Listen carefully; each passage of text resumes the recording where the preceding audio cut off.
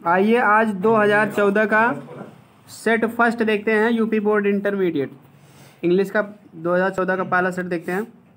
इसमें देखिए section A में पहला एक्सप्लेनेशन जो आया है, it was all in when. ये आपका जो है एजी गार्डनर का लिखा हुआ पार्ट है, ए फेलो ट्रेवलर, वही उसी से आया है। दूसरा फतीक चक्रवर्ती वाला जो आया है आपका होम कमिंग, आर्यन टैगोर यानी रविन्द्रनाथ टैगोर इसके लेखक हैं। क्लियर? ये तो आप इतना आपको इन्फॉर्मेशन होना चाहिए कि कौन पार्ट से आया है, कौन लिखा है, तभी आप रेफरेंस बना के लिख पाओगे। अब उसके बाद जो है therefore it is essential that, ये आपका वोमेंस एजुकेशन, इसके राइटर हैं S Radhakrishnan, Sarvepalli Radhakrishnan, वहाँ से लिया गया है। तो चलिए देखते हैं आगे। दूसरा क्वेश्चन जो है, what chief features of Indian culture have been emphasised by L Basham. L Basham के द्वारा भारतीय संस्कृति की किस मुख्य विशेषताओं पर एम्फसाइज माने जोर दिया गया है। तो ये आपका हेरिटेज ऑफ इंडिया से लिया गया है। ठीक है, तो दूसरा, what kind of education does S doctor S Radhakrishnan recommend and why. ठीक है, राधा कृष्णन किस प्रकार की शिक्षा की सिफारिश करते हैं और क्यों। रिकमेंड मतलब सिफारिश करना या सलाह देना। अगला है, what particular foods should the heart patient avoid. आपके सिलेबस में नहीं है, ये आई एम जॉन्स हार्ट का क्वेश्चन है। क्लियर? इस वर्ष ये नहीं आएगा। अब आइए देखते हैं fill in the blanks. Let nothing draw you, इसमें ए साइड भरा जाएगा, लेकिन फिलहाल ये सीक्रेट ऑफ हेल्थ का है, आपके सिलेबस में इस वर्ष नहीं है। Children selling baskets were sons and daughter of these refugees हो जाएगा इसमें। पहला वाला ए गर्ल विद बास्केट चाहिए। उसके बाद देखते हैं ए न्यू क्या भरा जाएगा, इसमें मिसचीफ भरा जाएगा। क्लियर? मिसचीफ होगा माने शरारत, होम कमिंग का है पार्ट से लिया गया। I read recently a book which speaks about the, इसमें डिक्लाइन हो जाएगा, पतन। उसके बाद देखिए चौथा क्वेश्चन आपके सिलेबस में इस वर्ष नहीं है। अब पाँचवें का पहला क्वेश्चन भी नहीं है आपके सिलेबस में। पाँचवें का दूसरा question, what advice did the astrologer give to the stranger, देखिए कई बार आया, मोस्ट इंपॉर्टेंट क्वेश्चन है ये। और उसके बाद describe the psychology of the childhood, बच्चे की साइकोलॉजी माने होता है मनोविज्ञान, बच्चे की जो बाल मनोविज्ञान जो है उसको वर्णन करो। बच्चे की साइकोलॉजी जिसको बाल मनोविज्ञान कहते हैं। As it is presented in the story the lost child, जैसा लॉस्ट चाइल्ड कहानी में बच्चे की मनोविज्ञान का वर्णन किया गया है, मतलब बाल मनोविज्ञान, उसका वर्णन करो। मतलब वो छोटा सा बच्चा है लेकिन उसकी समझदारी इतना ज़्यादा है, खो जाने के बाद वो माता पिता को ही चाहता है, तब भी अन्य सभी चीज़ों को अवॉइड कर दिया। क्लियर? तो आज्ञाकारी लड़का है तो उसके बारे में यहाँ लिखना है। एक explain with reference to the context any one of, इसमें let not ambition mock their useful turn, ये आपका जो है लिया गया है elegy written in a country churchyard, तो ये आपके सिलेबस में इस वर्ष नहीं है।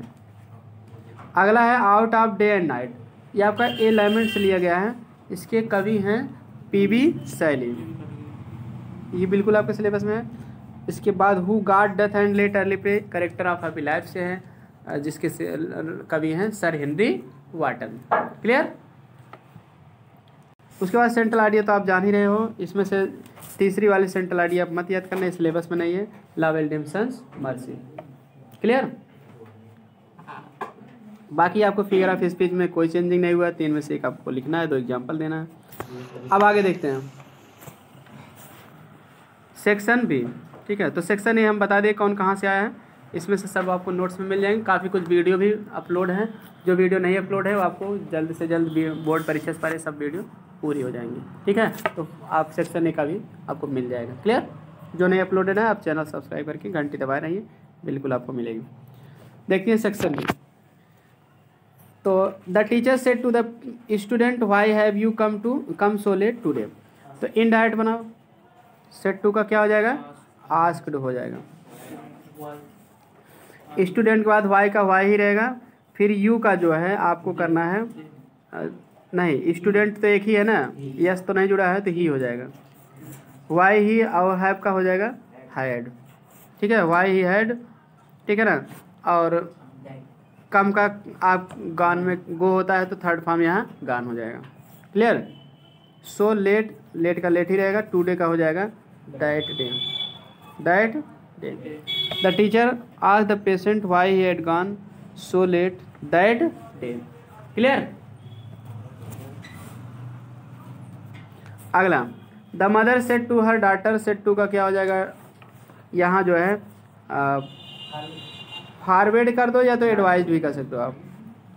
एडवाइज कर दो, the mother advise her daughter, तब डू नॉट का नॉट टू हो जाएगा। बस इतना ही अंतर है, फॉरवर्ड करोगे तो नॉट नहीं लगेगा, टू हो जाएगा सिर्फ, ठीक ना। क्योंकि फॉरवर्ड माने मना करना, निगेटिव शब्द है, उसके साथ नॉट नहीं लगता है। एडवाइज साथ नॉट टू लगेगा, दोनों कर सकते हो, नो प्रॉब्लम। माँ ने पुत्री को सलाह दी है not to play in outside in the sun, धूप में बाहर ना खेलने की सलाह दी है, या धूप में बाहर न मतलब खेलने से मना कर दिया। क्लियर। ये थोड़ी कहोगे ना खेलने से मना कर दिए, खेलने से मना कर दिया यानी ना खेलने की सलाह दी है, ठीक है। इसलिए फॉरवर्ड साथ नॉट नहीं लगेगा, बाकी एडवाइस साथ लगेगा। क्लियर। देखिए दूसरा में जो है, पहले कॉम्प्लेक्स सेंटेंस जो बनाने के लिए आया था, wise man do not quarrel over small things, बुद्धिमान लोग जो है छोटी चीज़ों पर झगड़ा नहीं करते हैं।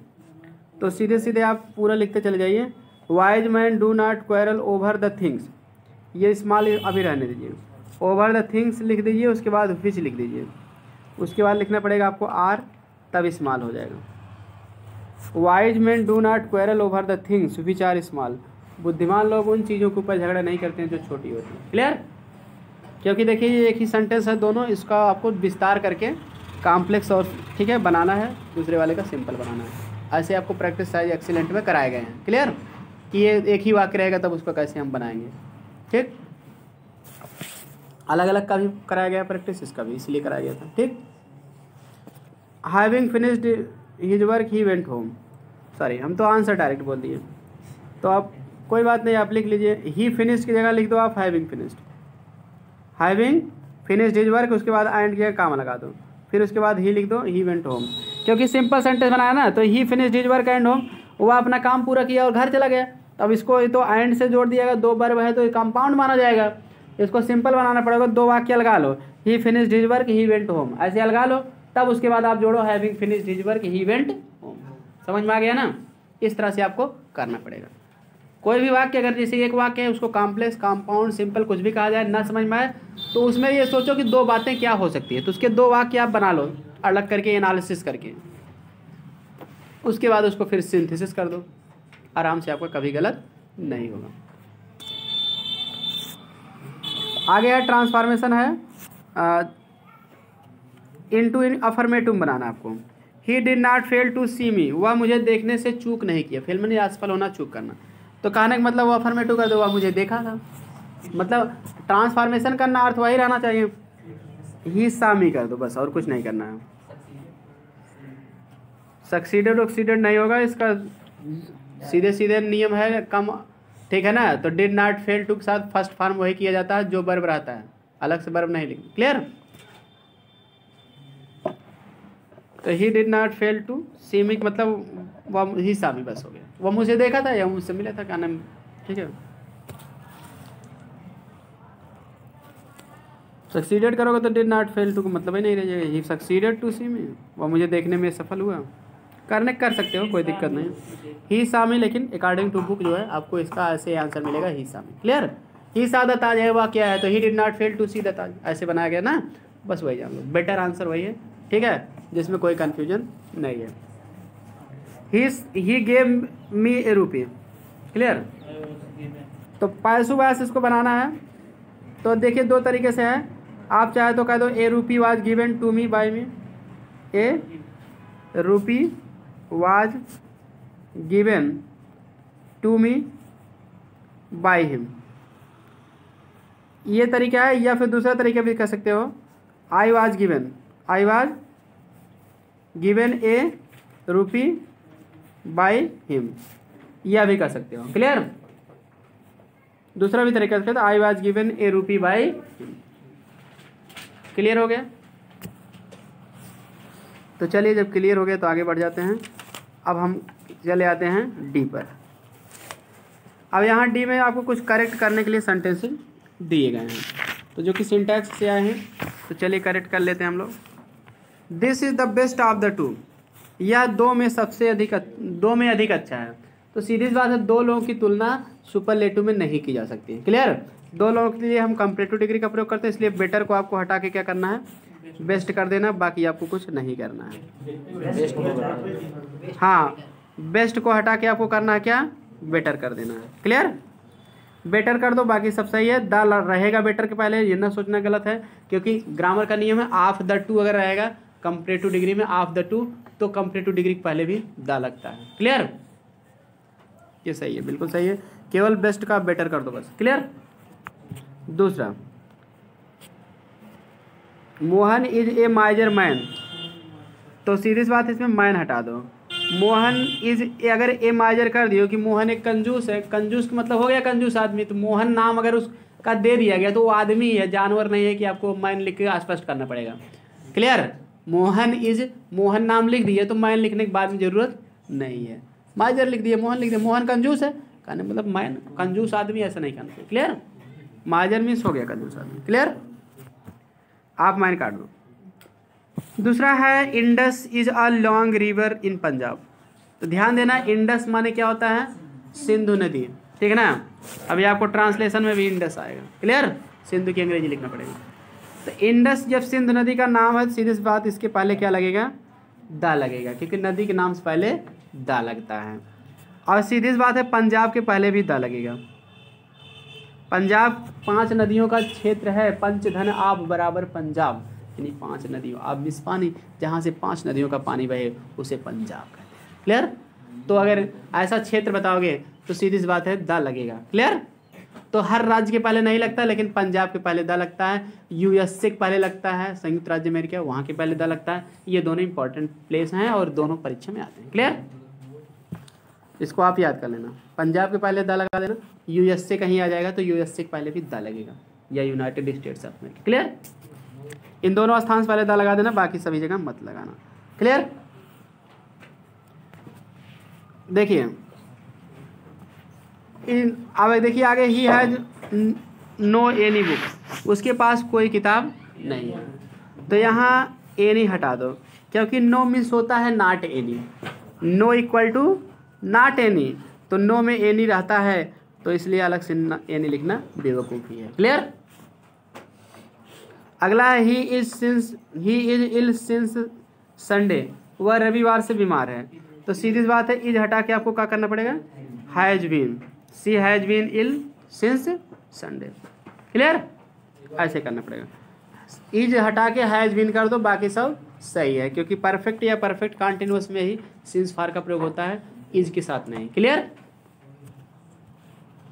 अगला है we made him as our captain, हम उसे अपना कप्तान बनाए, तो इसमें एज हटा दो और कुछ करना नहीं है, क्योंकि मेक के बाद जो है एज का प्रयोग नहीं होता है, होता कहाँ है एज का प्रयोग, रिगार्ड के पास बाद होता है एज का प्रयोग। क्लियर, ठीक, एक्सीलेंट का रूल है, आप पढ़ सकते हो। एज हटा दो, हम उसे अपना कप्तान चुने, नहीं है कि अपने कप्तान के रूप में चुने। क्लियर, चलिए अगला आपका है इडियम्स एंड फ्रेजेस, देख लेते हैं। गर्ड ऑफ द लायंस माने होता है सारे संसाधन जुटाना, सारे संसाधन जुटाना। क्लियर, तो याद कैसे होगा, ठीक है, गर्ड ऑफ द लायंस, तो यहाँ गर्ड मतलब क्या होता है, लपेटना, जैसे बेल्ट नहीं होता है उसको गर्ड से गर्डल बना है, पेटी मतलब कमर को कसना, लायंस मतलब होता है कमर, तो ये ध्यान देना, लायंस शेर वाला नहीं है, शेर वाले में LIO रहता है। क्लियर, हाँ, तो ये शेर वाला नहीं, तो ये मतलब यहाँ क्या है, गर्ड ऑफ द लायंस मतलब इससे क्या होता है, पेटी होता है ना, गर्ड से गर्डल बना पेटी, तो मतलब बेल्ट पहनना। क्लियर, अगर बेल्ट पहन लिया तो होता कोई अगर लड़ने के लिए तो कहते तैयार कर लो, कमर कस लो पूरा। क्लियर, तो कमर को कस लेना मतलब क्या, सारे संसाधन जुटा लेना। क्लियर, पूरी तरह से, इस तरह से आराम से याद कर सकते हो।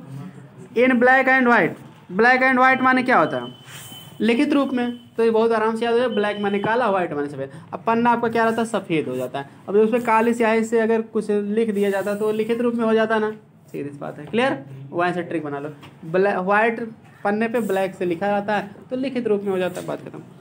किथ एंड किन माने क्या होता है, सगे संबंधी या रिश्तेदार।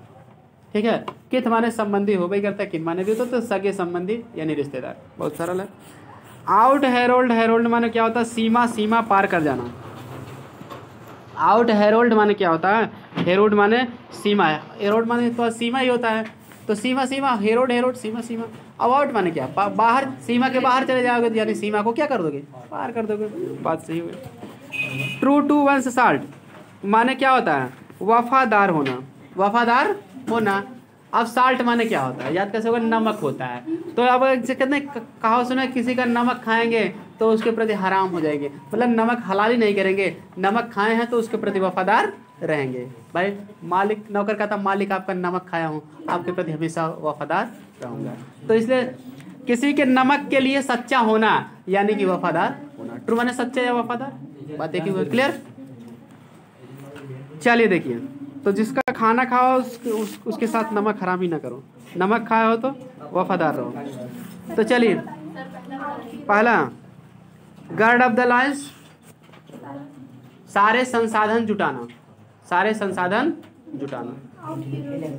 आउट हेरोल्ड, हेरोल्ड माने होता है सीमा, सीमा पार कर जाना, सीमा सीमा पार कर जाना, क्लियर। हेरोल्ड माने सीमा है, तो आउट मतलब बाहर, सीमा सीमा से बाहर मतलब बाहर जाना, मतलब क्या, पार कर जाना। जैसे कहना किसी चीज़ की तुम एकदम लिमिट क्रॉस कर दी हो, पार कर दी हो, ठीक ना। अब देखिए एंटोनिम्स देख लेते हैं। एंटोनिम्स में डिफेंस है, डिफेंस माने क्या होता है, डिफेंस माने होता है सुरक्षा, क्लियर। डिफेंस माने क्या होता है, किसी की डिफेंस कर रहे हो, सुरक्षा। डिफेंस मिनिस्ट्री सुने हो, सुरक्षा मंत्रालय, क्लियर। तो डिफेंस मिनिस्ट्री उसको कहते हैं, सुरक्षा मंत्रालय। कोई आदमी अगर आर्मी वगैरह में रहेगा, किसी फील्ड में, कहते हैं हम डिफेंस में नौकरी करते हैं, मतलब सुरक्षा विभाग में, क्लियर। तो इस तरह से डिफेंस माने सुरक्षा। इसका कर दो ऑफेंस, डिफेंस का क्या हो जाएगा, ऑफेंस कर दो। ऑफेंस माने आक्रमण होता है, किसी की सुरक्षा ना करो, उसके बदले ऑफेंस करो। तो या फिर ऐसे कर दो, अटैक भी कर सकते हो, ऑफेंस कर दो या अटैक कर सकते हो, दोनों कर सकते हो, क्लियर। उसके बाद है पैट्रियाट, पैट्रियाट माने होता है देशभक्त, तो इसको ट्रेटर कह दो। ट्रेटर माने होता है देशद्रोही, जो देश के साथ गद्दारी करे, देशद्रोही करे। TRAIT, ट्रेट लिख के OR जोड़ दीजिए, ट्रेटर, क्लियर। ट्रेटर होता है, जैसे जनरली वर्ब रहा था तो हम ER जोड़ते हैं, नहीं तो हम OR जोड़ते हैं, ठीक ना। TRAIT OR, TRAIT ट्रेट लिख दो, OR जोड़ दो, ट्रेटर हो गया। अब आगे आपका है परमानेंट, परमानेंट माने होता है अस्थाई, तो इसका जो है अस्थाई कर दो, टेम्पोरेरी कर दो। जैसे परमानेंट हो गए हैं, मतलब परमानेंट नहीं है, तो टेम्पोरेरी में ऐसे पढ़ा रहे हैं, कुछ भी काम कर रहे हैं, TEMPORARY, टेम्पोरेरी, TEMPORARY। टेम्पोरेरी माने होता है अस्थाई, ठीक ना, और परमानेंट माने होता है अस्थाई, क्लियर। अब आगे जो है आपका, ठीक, तो सिनोनिम्स देखना है। तो सिनोनिम्स में आपका एडवर्सिटी पहला है, क्या है, एडवर्सिटी। तो एडवर्सिटी माने होता है मुसीबत, कठिनाई, तो इसको आप कैलेमिटी कर दो, क्या कर दोगे, कैलेमिटी, CALAMITY। मिसफॉर्चून भी कह सकते हो, कोई दिक्कत नहीं है, क्लियर। दुर्भाग्य, विपत्ति, ठीक, परेशानी, डिफिकल्टी भी कह सकते हो। तो कैलेमिटी कह दो, CALAMITY, या मिसफॉर्चून कह दो। अगला देखिए हम्बल, हम्बल माने विनम्र होता है ना, तो इसको आप जेंटल कर दीजिए ना, जेंटल भी कह सकते हो, विनम्र भी कह सकते हो। पोलाइट वही चीज़ है, जेंटल कह दो, पोलाइट कह दो, मॉडेस्ट कह दो, MODEST, मीक कह दो, सबमिसिव कह दो, सब एक ही चीज़ें। अब यहाँ जो कि आपके अंसाल में रिलायबल दिया है, रिलायबल दिया है, एप्पल नहीं है, एबल है, P को आप B बना लीजिए, RELIABLE। रिलायबल माने होता है विश्वसनीय, क्लियर। तो इसको आप क्या कर दोगे, नहीं, विश्वसनीय होता है ना, अनरिलायबल कर दोगे, अविश्वसनीय ना, सॉरी, सिनोनिम्स है, ठीक है। तो बिलीवेबल कर दो या ट्रस्ट वर्दी कर दो, ट्रस्ट लिख के WORTHY, ट्रस्ट वर्दी कर दो, या तो बिलीव लिख के एबल जोड़ दीजिए, VELIEVEABLE, बिलीवेबल या ट्रस्ट वर्दी, दोनों में से कोई एक लिख दो, हो गया। क्रेडिबल बिल्कुल लिख सकते हो, CREDIBLE, क्रेडिबल भी लिख सकते हो गया। चलिए देखते हैं वन वर्ड सब्स्टिट्यूशन देखते हैं। A person who is unable to pay debts, एक ऐसा व्यक्ति जो कर्ज चुकाने में असमर्थ हो, उसको कहते हैं हम दिवालिया। बैंक लिख के रफ्ट जोड़ दो, BAN के बैंक RUPT, बैंक्रफ्ट। बैंक्रफ्ट माने दिवालिया। या फिर इसका एक शब्द और बना है इसके लिए इंसॉल्वेंट भी कह सकते हो, INSOLVENT, इंसॉल्वेंट भी है, आप उसको भी जान सकते हो। अगर सिनोनिम्स में आ जाएगा तो आप काम हो जाएगा। क्लियर। बैंक RUPT, बैंक्रफ्ट यानी बैंक से कर्जा ले लिया है, भर नहीं पा रहा है, तो दिवालिया। उसके बाद इंसॉल्वेंट भी होता है। जैसे आप पढ़ते हो सोशल साइंस पढ़ते हो या फिर पॉलिटिकल साइंस पढ़ते हो, तो उसमें देखता है कि अगर कोई योग्यता है पागल या दिवालिया ना हो, मतलब उसका कर्जा ज़्यादा ना हो, नहीं तो पता लगे जीतने के बाद पहले अपने भरेगा, दूसरे को नहीं भरेगा, सेवा नहीं करेगा जनता का। क्लियर। तो इस तरह से बैंक्रफ्ट या इंसॉल्वेंट। क्लियर। चलिए आगे देखते हैं। अब देखिए that which can be believed, जिस पर विश्वास किया जा सके, उसको एक शब्द में क्या कहते हैं। आपको अभी यही मिला है क्रेडिबल, इसके लिए बेटर वर्ड हो CREDIBL, ट्रस्टवर्दी। और देखिए ये तो बिलीवेबल तो होता है, लेकिन स्पेशल वर्ड उसके लिए क्रेडिबल बना है, जो कि ठीक है रूट वर्ड इसमें क्रेड है। क्रेड माने होता है विश्वास, आपके एक्सीलेंट में मिल जाएगा क्रेडिबल। क्लियर। क्रेडिबल या बिलीवेबल मिलता है, लेकिन क्रेडिबल ज़्यादा स्टैंडर्ड लेवल का वर्ड है, वही आप लिखो। ठीक ना। CREDIBL। क्लियर। ग्रीक भाषा से आया है क्रेड, उसका इंग्लिश होता है बिलीव। क्रेड माने फेथ होता है, बिलीफ होता है, तो क्रेड से बना है क्रेडिबल। क्लियर। क्रेडिबल माने विश्वसनीय होता है। अगला देखते हैं एन आर्टिस्ट, एक कलाकार। तो वही द आर्टिस्ट या एन आर्टिस्ट। द आर्टिस्ट वह कलाकार हु ड्राज, ड्राज माने जो बनाता है, खींच कर बनाता है, ड्रमिस खींचना, कला बनाना। कॉमिक पिक्चर माने होता है हास्य चित्र, एक ऐसा कलाकार जो हास्य चित्र को बनाता है, तो उसको हम एक शब्द में क्या कहते हैं, हास्य चित्रकार। तो उसको कैरिकेचरिस्ट कहते हैं। क्या कहते हैं, CARI, कैरी, CARIST,